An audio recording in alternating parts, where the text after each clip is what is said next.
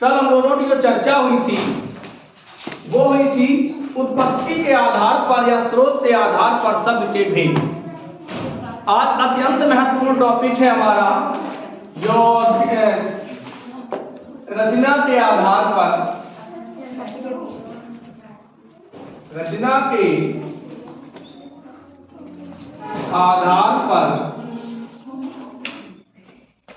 शब्द के भेद। रचना के आधार पर शब्द के भेद कि रचना के आधार पर शब्द के कितने भेद होते हैं। तब तक थोड़ा पीछे का हम लोग करते हैं। उत्पत्ति के आधार पर कितने होते हैं? उत्पत्ति के 5 कौन कौन से होते हैं? तत्सम, तद्भव, देशज, विदेशज और तत्सम, तद्भव, देशज, विदेशज और संकर। तत्सम शब्द किसे कहते हैं? जो शब्द संस्कृत के समान होते हैं या संस्कृत के जैसे होते हैं लेकिन संस्कृत के नहीं होते, उन्हें हम तत्सम कहते हैं। हस्त है, पद है, मुठ है, तदली है, इस तरीके से। तद्भव जो शब्द संस्कृत से परिवर्तित होकर हिंदी में आते हैं उन्हें हम तद्भव कहते हैं। जैसे हाथ है, पैर है, मुठ है, सही है। देशज शब्द वे शब्द जिनकी उत्पत्ति का पता न चले या जो व्याकरणिक तौर से हम ये न जान सके ये शब्द कहाँ से आए हैं। लोटा है, लुटिया है, ऊट पटांग है, गड़बड़ है, पुरे है, हारे है, पेट है, इत्यादि। विदेशज जिसके अंदर जब अन्य भाषाओं से आकर हिंदी में बोले जाने लगे वे सभी शब्द विदेशी कहे जाते हैं। इसमें अरबी के बोले जाते हैं, फारसी के बोले जाते हैं, अंग्रेजी के बोले जाते हैं, पश्तो के बोले जाते हैं, चीनी के, जापानी, इस तरीके से तुर्की। फिर संकर शब्द जो दो भिन्न भाषाओं से मिलकर बने उन्हें संकर कहते हैं। जैसे ट्रेन यात्रा, रेल यात्रा, बैलगाड़ी, इस तरीके से रसोई घर। आज शब्द के दूसरा टॉपिक है हमारा रचना के आधार पर शब्द के भेद। तो रचना के आधार पर शब्द के कितने भेद होते हैं? तो रचना के आधार पर शब्द के 3 भेद। कितने भेद होते हैं? 3 भेद होते हैं। और यहां से प्रश्न 101% आएगा। हाँ, ये समझ लेते हैं। सबसे पहला जो है वो है आपका रूढ़ शब्द। अच्छा, रूढ़ का मतलब क्या होता है? परंपरा। रूढ़ का मतलब परंपरा। देखिए, हर शब्द का एक परंपरागत अर्थ होता है। ऐसा तो है नहीं कि किसी शब्द का अर्थ ना हो, हर शब्द का एक अपना अर्थ होता है। लेकिन जैसे ही आप इस शब्द को 2 भागों में बांट दीजिए तो इनके खंड तो होंगे लेकिन जो शब्द का मूल अर्थ होगा वो टूट जाएगा। जैसे हमने कहा पानी, आपने कहा रोटी। अच्छा, पानी आप किसी से कहोगे कि भाई पानी पिला दीजिए तो वो आपको गिलास में पानी लाएगा और आप खड़े रहो कि भैया शांत हो जाओ, नी तो जाते हो पागल हो जाएगा। क्योंकि पानी को हमने 2 भागों में विभाजित कर दिया। ऐसे परिभाषा ऐसे भी पूछी जा सकती है कि वे शब्द जिनके सार्थक खंड ना हो, वे शब्द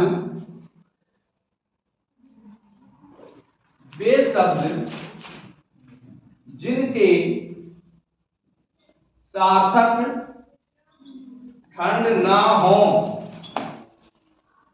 ऐसे शब्द जिनके सार्थक यानी जिनका अर्थ हो ऐसे खंड ना हो तो उन्हें हम कैसे कहेंगे?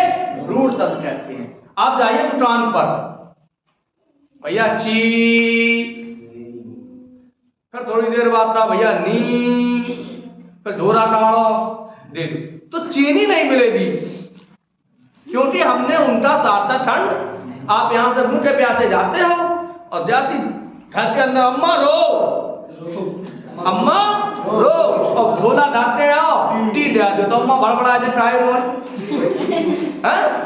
तो जो शब्द एक परंपरागत अर्थ में होते हैं, जैसे शब्द मैंने कहा अभी रोटी, एक परंपरागत अर्थ है, कहीं भी जाओ उन्हें रोटी तो आपको दाम बता दिया जाएगा। लेकिन अगर हम इस यहीं पे यहाँ रो लिख दें और यहाँ टी लिख दें तो इसका कोई भी अर्थ नहीं होता है, इसे हम रूढ़ शब्द कहते हैं। तो ऐसे शब्द जिनके सार्थक खंड ना हो या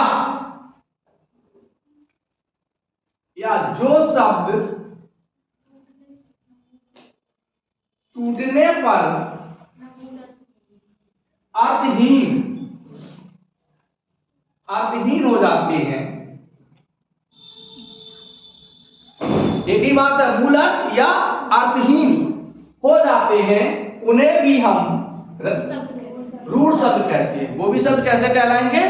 रूढ़ शब्द कहलाते हैं। यानी ऐसे शब्द जिनके सार्थक खंड ना हो अथवा जो शब्द टूटने पर अर्थहीन हो जाते हैं उन्हें हम रूढ़ शब्द कहते हैं। जैसे शब्द लिखा मैंने कमल, अब हम इसको देखो तोड़े, कम धन ला अथवा का धन मल। तो देखो आपके दिमाग में आएगा कि साहब जिनके तो आप मतलब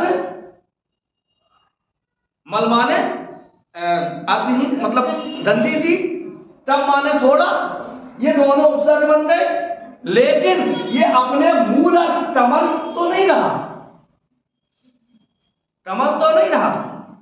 जैसे चावल, चावल या चावधन ला या चाधन बल।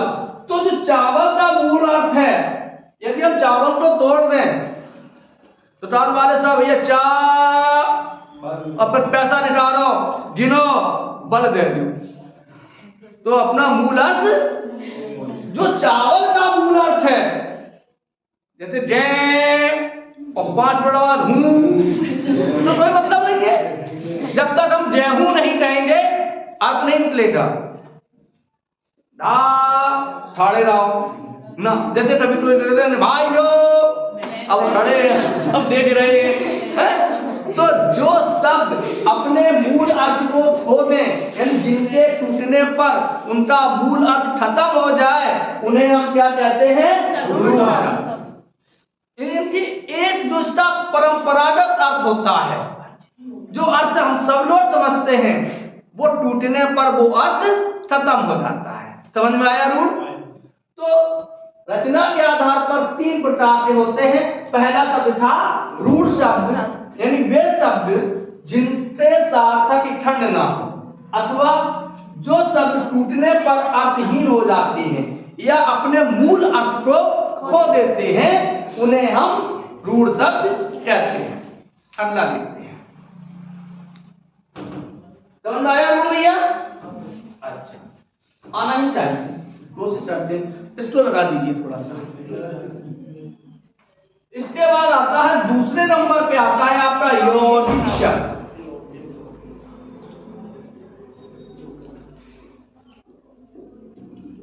यौगिक 2 शब्दों से मिलकर बना है, योद धन इट। योद माने होता है जोड़, इट माने संबंधित, जो जोड़ से संबंधित हो। अब 2 + 2 नहीं होगा। वे शब्द जो 2 या 2 से अधिक रूढ़ शब्दों से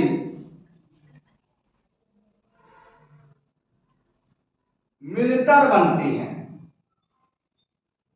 वो यौगिक कहे जाते हैं। 2 शब्द तो रूढ़ शब्द जो जब मिल जाते हैं तो वो क्या बन जाते हैं? यौगिक। यानी परिभाषा है, जब 2 या 2 से अधिक शब्द, अधिक रूढ़ शब्द मिलकर एक नए शब्द का निर्माण करते हैं, नया शब्द बनाते हैं, तो वो यौगिक। अथवा एक परिभाषा और है, वे शब्द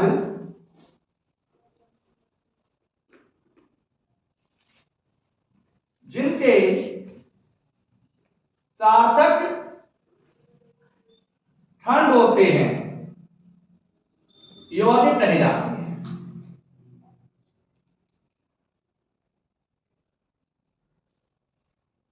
चाहे वो समास हो, चाहे संधि हो, चाहे उपसर्ग हो या प्रत्यय, कोई भी हो, जिनके सार्थक खंड होते हैं उन्हें हम यौगिक कहते हैं। जैसे एक शब्द है विद्या,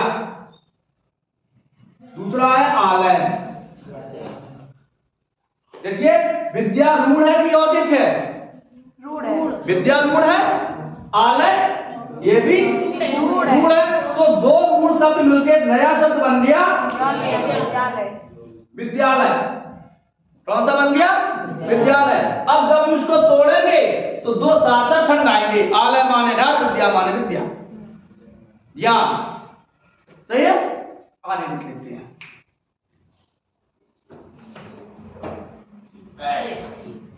चाय।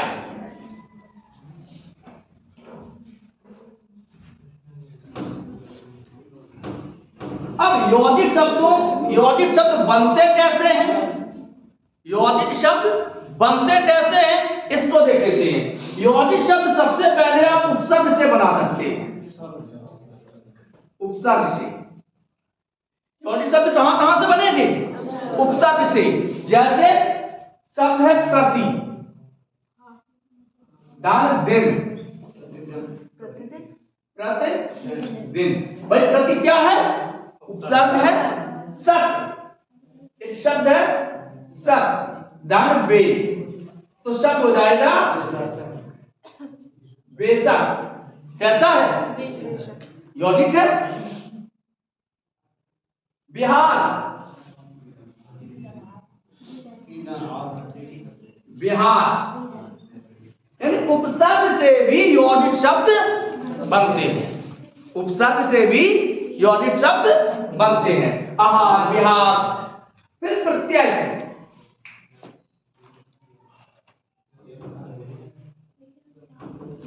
यौगिक शब्द कहां से बन सकते हैं? प्रत्यय से बनेंगे। प्रत्यय से देखिए, दो शब्दों से भी मिलकर यौगिक बनते हैं। प्रत्यय के द्वारा भी, उपसर्ग से भी बनते हैं और प्रत्यय से भी बनते हैं। जैसे योगदान, यौगिक किससे बना?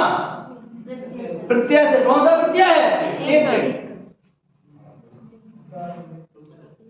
बालपन किससे बना? प्रत्यय से। किससे बना? प्रत्यय से। सामाजिक, समाज, धन, एक, किससे बना? प्रत्यय से। तो यौगिक शब्द उपसर्ग से भी बनते हैं और प्रत्यय से भी बनते हैं। अगले समास से।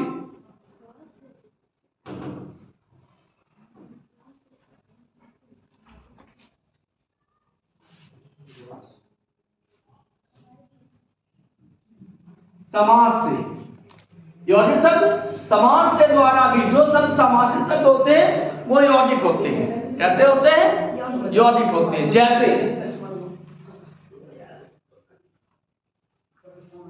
भारत पे शब्द बन जाएगा भरपेट। कैसा है? अव्यय शब्द है, पे नृत्यक एलिमेंट शब्द बन गया भरपेट। कैसा हो गया? जलद,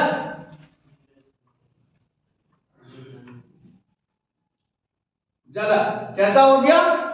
यौगिक। कैसा हो गया? इससे बना। जब क्या लगा है? प्रत्यय लगा। और सुनो, यहां तो जलद का मतलब हम कमल कर देते हैं। हम एक बढ़िया बात बताते हैं कि कभी कभी क्या देते हैं वो कि जलद माने केवल कमल होता है। ऐसा नहीं है। या जब जलद माने कमल होगा तो अंडज माने कौन सी चिड़िया होगी? कोई जितने भी अंडे से उत्पन्न होते हैं वो अंडज होते हैं। तो अंडज भी यौगिक शब्द है। कैसा है? यौगिक। यदि अंडज यौगिक है तो जलज भी यौगिक है। दुध, दुध माने दांत भी होता है, दुध माने ब्राह्मण भी होता है, दुध माने चिड़िया भी होती है। दो बार जरूर लिखती है। समझ में आया? आगे बढ़ते हैं। हाँ, शब्द है पंकज। अब पंकज माने कमल, कीचड़ से उत्पन्न। जलद माने भी कमल है, लेकिन पंकज रूढ़ हो गया, एक विशेष अर्थ में जाने लगा। हालांकि है कैसा, यौगिक है, लेकिन ये अधिकतर लोग इसको उसमें दे देते हैं कमल में, तो यहां हम पंकज को हटाई देती है। क्लियर है, समझ में आया? आगे बढ़ते हैं। संधि समास से हो गया संधि द्वारा।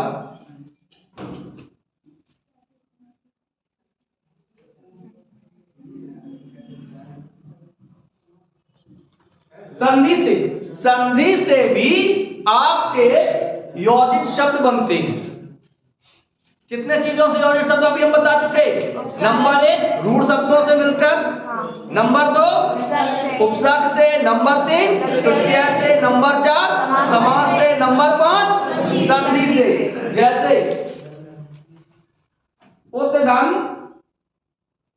ज्वल, ज्वल, जगत धन ईश, जगत धन ईश, जगदीश, राम धन ईश,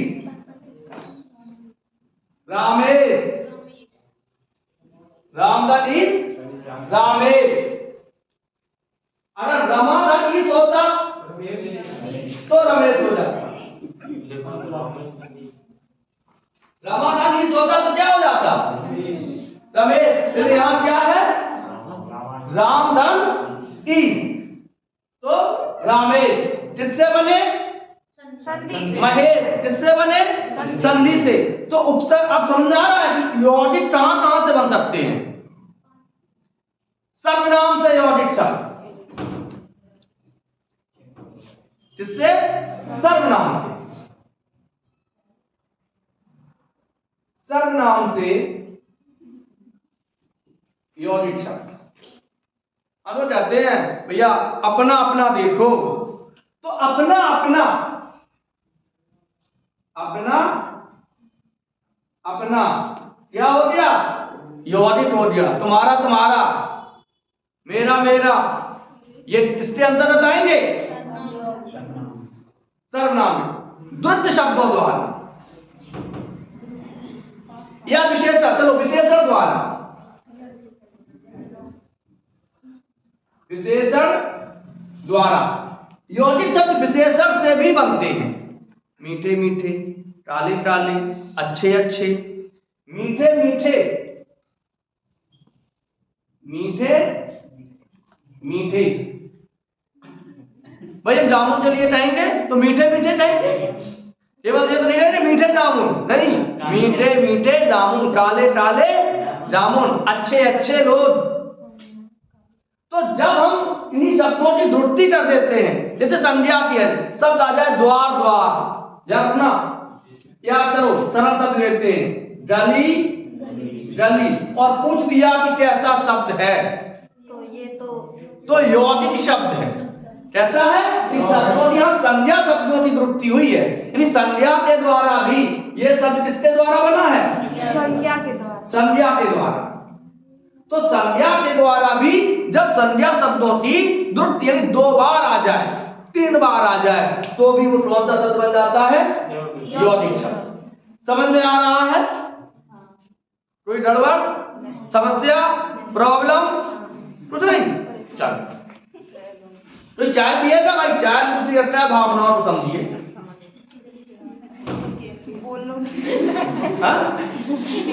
कभी आना तो नहीं काहे को सुनने का, पागल है, हैं? क्रिया शब्दों द्वारा, क्रिया, क्रिया शब्द से भी यौगिक शब्द बनते हैं। किससे, क्रिया शब्द से भी यौगिक शब्द बनते हैं। चलते चलते, चलते, दौड़ते दौड़ते थक गया। अब प्रश्न आ गया, दौड़ते दौड़ते थक गया, या दौड़ते दौड़ते में शब्द है तो यौगिक होगा। और दौड़ते दौड़ते क्या है, क्रिया। और सुनो, दौड़ते दौड़ते थक गया, तो ये क्रिया विशेषण बन जाएगा, क्योंकि थक कैसे गया, दौड़ते दौड़ते। क्लियर है, चल आगे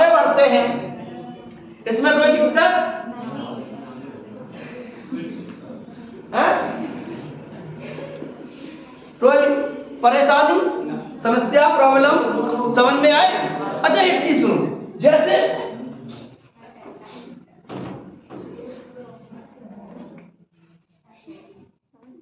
गांव का गांव, गाँव का गाँव, घर का घर,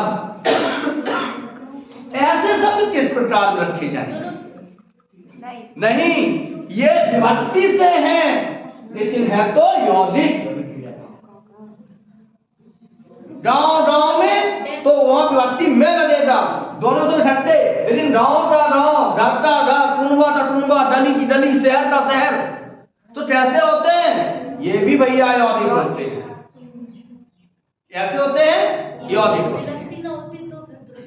तो द्रुत में आ जाता। चलो आगे बढ़ते हैं। तो तीसरा है आपका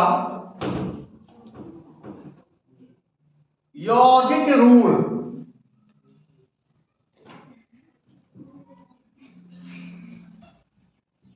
चल, ये तीसरा है।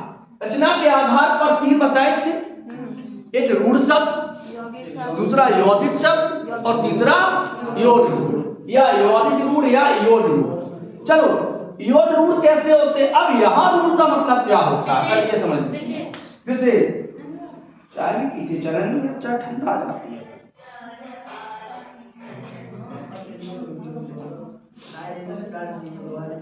मोबाइल ही पहले गाने सुन ले आपने, लड़ाई जब उन्नी बदनाम हुई डाली तेरे लिए हैं? अच्छा चलो ना शायद मन होए ना सब बड़ा बड़ा थक गए हैं, तो फिर नचमिन को मन होए परफ्यूम लगा चुन्नी में।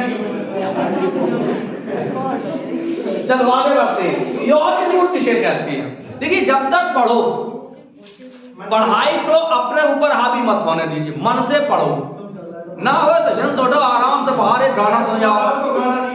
अच्छा गाना नहीं बज रहा तो अच्छा फोन आओ तो मोबाइल बज रहा हो तो अच्छा अच्छा मोबाइल बज रहा हो तो हम समझे कि गाना बज रहा। चलो आराम से। यौगिक रूढ़, यौगिक का मतलब होता है दो रूढ़ शब्द। अब यहां पर क्या होगा कि रूढ़ का मतलब होता है विशेष।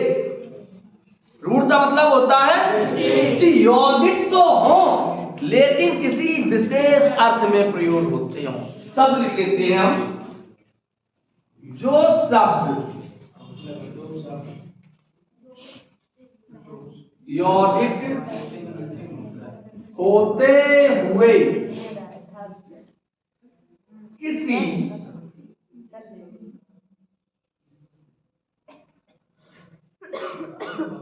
विशेष अर्थ में प्रयोग होते हों, प्रयोग होते हों। जो शब्द यौगिक होते हुए भी किसी विशेष अर्थ में प्रयोग होते हों उन्हें हम यौगिक रूढ़ कहते हैं। यहां रूढ़ का मतलब विशेष होगा। क्या होगा? विशेष। और केवल रूढ़ लिखा है तो परंपरा। बिल्कुल सही, हमें लगता है मट्ठा पी के आए। चलो आगे बढ़ते हैं। हम चाय पी ले, हम मट्ठा पी चाय ना पी। चलो तो जो शब्द जो शब्द यौगिक होते हुए किसी विशेष अर्थ में प्रयोग होती हो। अब विशेष का मतलब जैसे हम कहते हैं तुमका दशानन हो। अब हमने कहा दशानन तो सबसे पहले देखो 10 आनंद, 10 माने संख्या हो गया, आनंद माने मुख हो गया, तो यौगिक बन गया। लेकिन अगर हमने सब दशानन कहा तो आपके दिमाग में किसका नाम आया? रावण का। रावण। यहां दशानन किसके अर्थ में प्रयोग किया जाता है? राम के अर्थ में कर सकते हैं, दुर्योधन के अर्थ में कर सकते हैं, श्री कृष्ण के अर्थ में कर सकते हैं, तुम के अर्थ में मेघनाथ, किसी के नहीं, केवल एक व्यक्ति के लिए, वो राम। वो कौन है? रावण। तो दशानन किसके अर्थ में प्रयोग हो रहा है? रावण के अर्थ में। तो दशानन शब्द यौगिक है। कैसा है? और रूढ़ का मतलब एक विशेष व्यक्ति के लिए। तो वो व्यक्ति कौन हो गया? रावण। व्यक्ति कौन हो गया? रावण। तो दशानन अर्थात रावण। हम कहें पीतांबर। पीत अंबर, पीला कपड़ा, पीले वस्त्र हैं जिनके। अच्छा, पीतांबर जैसे कहते हैं किसका नाम आता है? विष्णु। बिल्कुल सही।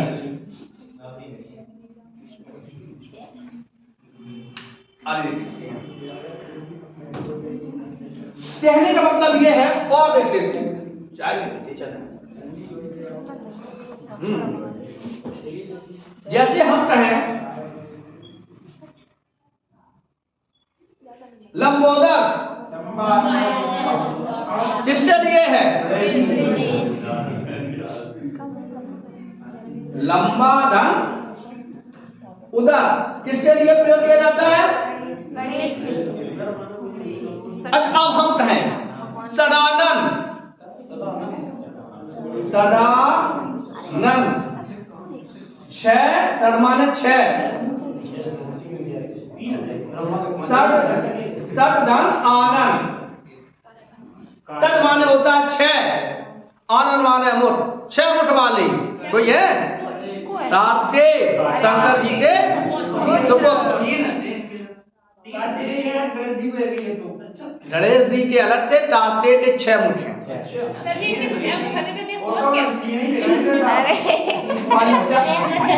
नहीं, गलत। इन लोगों के छह मुठ नहीं थे, इनके छह दिमागों के बराबर इनका आयु था। रावण जितने 10 दिमाग मिलकर सोचते थे उतना वो अकेला सोचता था, इसीलिए उसे दशानन कहा जाता है। नहीं तो सोच में दिक्कत ना होती भाई। किसी का IQ, जैसे दुर्योधन को कहा जाता था कि 10,000 हाथियों का बल, तो 10 भीम में कितना था? 10,000 हाथियों के समान। तो जितो ताकत 10,000 हाथियों में होती उतनी भीम में अकेले। ऐसे ही सोचने की क्षमता जितनी 10 आदमियों में होती थी उतनी अकेले रावण में होती थी। सर, ये ब्रह्मा में चार खोपड़ी है, तो देव मतलब कम सोचता थे, रावण ज्यादा सोचता। हाँ भाई, IQ है। ब्रह्मा जी के तो शंकर भगवान आगे बढ़ते। पंचानन, पंचानन, एक मिनट। पंचानन, पंचानन किसका पर्यायवाची है? ब्रह्मा जी। गलत। शंकर की क्या पर्यायवाची? शेर का भी होता है और शंकर का भी पर्यायवाची है। तो ऐसे शब्द, अब इसकी एक ट्रिक लिख लीजिए। जितने भी बहुब्री समास के उदाहरण हैं, जितने भी बहुब्री समास के उदाहरण होते हैं,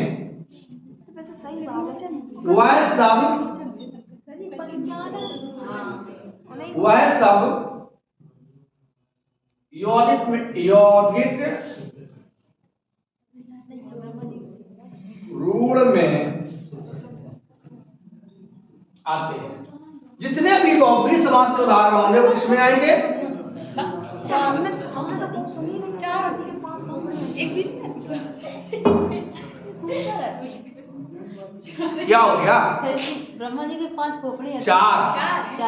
तो शंकर जी के तो 3 नेत्र रहते हैं, उनकी 5 खोपड़ी का। जब नहीं जानती हो, पंचानन शंकर के पर्यायवाची है, कैलेंडर पे भी छपे देखे होंगे। ब्रह्मा जी को है पुष्कर में है उनका मंदिर भाई। पुष्कर में पूरे विश्व में एक ही मंदिर है। और उसका क्या हिसाब से कैलेंडर आप बनवा देंगे छपाए कोचिंग के बाद। चलो दोनों बार हम शब्दों को दोहरा लेते हैं। सबसे पहले हमने बताया था रचना के आधार पर शब्द के भेद। 3 भेद। रचना के आधार पर शब्द के भेद कितने होते हैं? 3। कौन कौन से? रूढ़ शब्द, यौगिक शब्द और यौगिक रूढ़। चलो देख लेते हैं। जो शब्द टूटने पर अर्थहीन हो जाते हैं या जिनके साथ खंड ना होते हैं, हाँ, वो रूढ़ शब्द कहलाते हैं। जैसे शब्द है काम। अब देखो, काम और मां, इनका कोई अर्थ है? कोई अर्थ नहीं। यौगिक शब्द 2 रूढ़ शब्दों से मिलकर बना शब्द यौगिक कहलाता है। जैसे विद्यालय, हिमालय, हिमटा। हिमटा यौगिक में आएगा या यौगिक रूढ़ में आएगा? यौगिक रूढ़ में आएगा, क्योंकि हिमटा चंद्रमा का पर्यायवाची है। इसका चंद्रमा का पर्यायवाची। हिमटा केवल चंद्रमा के लिए ही प्रयोग किया जाता है। तो ये हो गया, यहां हो जाएगा हिमालय। सही है? तो आज आपने शब्द की रचना के आधार पे 3 भेद पढ़े, रूढ़, यौगिक और यौगिक। कल हम लोग पढ़ेंगे अर्थ के आधार, और ये टॉपिक बड़ा है अर्थ के आधार।